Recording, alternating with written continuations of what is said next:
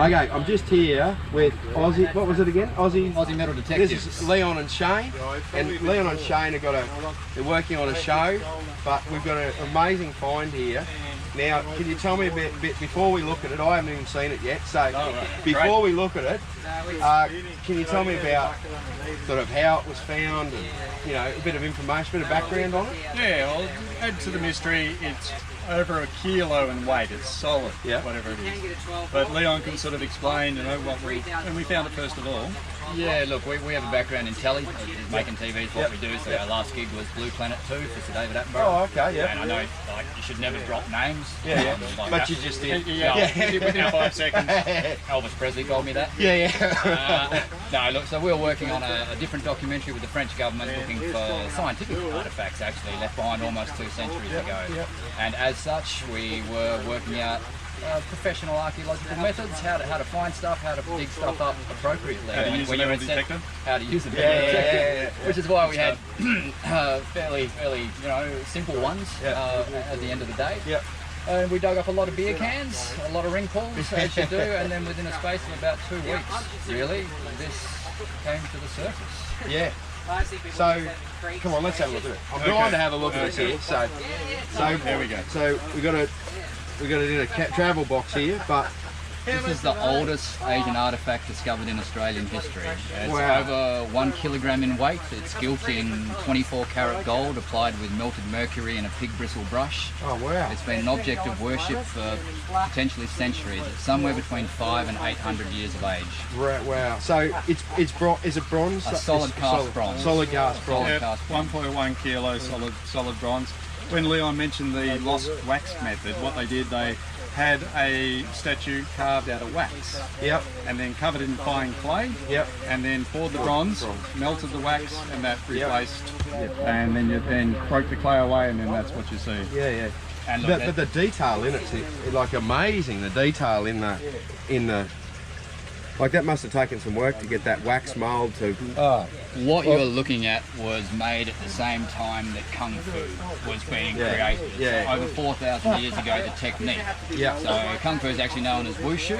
The literal term Kung Fu, it actually translates as getting better with practice. Okay, so the guys that made this, they had a lot of practice. And they were the sort of blokes who'd make stuff for the imperial family. So how this ended up tens of thousands of kilometres away from its home in China is that's the actual treasure. This is an amazing relic, but it's not the biggest treasure for Shane and I. We're about the mystery and the history. So can you trace, a lot of this stuff has got maker's marks on it. Has this got any maker's marks? Can you trace it back that far? Or? Well, there's 2 stages to that. The first one's a metallurgist. You know, from the museum to have a look at it. And we had probably the best metallurgist in Australia have a look at it. He determined it'd been buried for well over 100 years. And he did that by the grains of sand that are under the armpit there. You can see that the colour of the grains of sand have changed over time. They do it at a certain rate, and they just change from an orange to a green. He'd done Egyptian artefacts, and he sort of told us that 3 grains, probably over 150 years this has been buried. Now the other thing is the art side of it. Sorry, just to pull you up there, brother.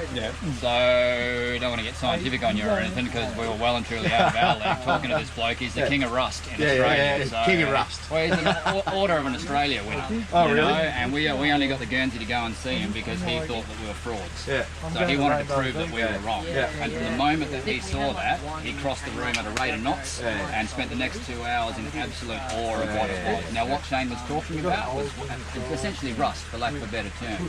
When you bury something, it goes through very specific chemical reactions with the surrounding soil. So the silica sands that were close to that actually bonded with the copper that's in there. So the copper sulfate you can see getting into the silica. And I don't want to bore you to tears, but essentially he has studied a lot of Egyptian bronzes, and the Egyptian bronzes have 1, 2, 3 grains of sand where the copper silica and the copper is bonded with the silica. that gave those objects the age of 3,000 years. Yeah, okay. Ours is 1.5 grains of sand deep. Okay. So now we're not saying it's 1,500 years. The truth of the matter is that a scientist can only tell you so much. This has now become an art history mystery. Yeah, yeah. So we now have to go to China. I love the rhyme. I'm always looking for a tagline. But no, we have to go to China now actually and speak with the descendants of the original blokes that made this, the Kung Fu masters, if you like. Yeah. That's awesome. We're pretty stoked. Yeah. So that's to try and trace the background of it. That's the tracing the metal, if you like. Yeah. So is there any hallmarks on it, or was there any maker's mark at all on it? So yeah. So you don't know with these sort of pieces. The metallurgist, Dr. Ian McLeod, thought he saw script writing on the back. Yeah, but he wasn't 100% sure. So that's something that we'll find out once we get to take a little bit further. Yeah. But the amazing thing too is under his feet he's got 2 holes. He would have originally stood on a double lotus leaf base, circular base. Oh, well, made out of bronze. Out of bronze as well. Yeah. So that's yet to be found. That may be in the location. The other interesting thing is it's baby Buddha when he reached his moment of enlightenment. So he then pointed a finger, index finger to the sky, another one to the ground, and said, "The heaven and the earth, I am the enlightened one." He's missing his fingers, and they haven't broken off.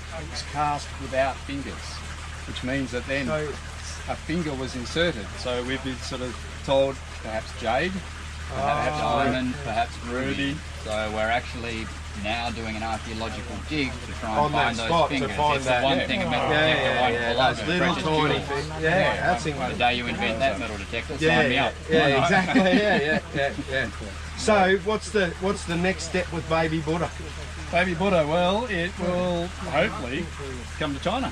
With us. The next step, fairly simply, is the Aussie metal detectives. Not to pimp ourselves out. Yeah, no, don't pimp yourself out. No, I'm more than happy with that. That's basically what it's about. We have subsequently discovered that in the metal detecting community, there's some incredible bloody yarns. Yeah. There is some incredible. And what they do is tell the story of Australia. Yeah. And it's a story that a lot of people don't know. Yeah. So the next step with Buddha is we're going to unravel that story. We are going to China to meet those artists.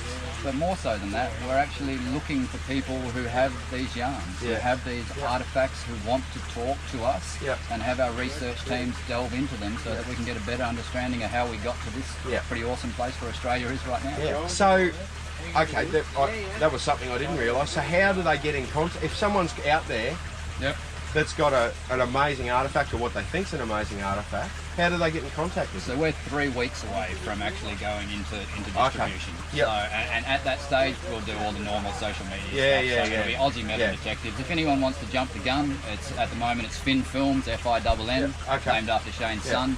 And when this video comes out, right here, I'll put a I'll put a web a link for people to contact you through, sort of thing. Yeah. No, that'd be great. And what Leon and I say is this is classified as treasure. It's finding treasure, but the true treasure behind an item like this is the story. It's always the story. Yeah, exactly.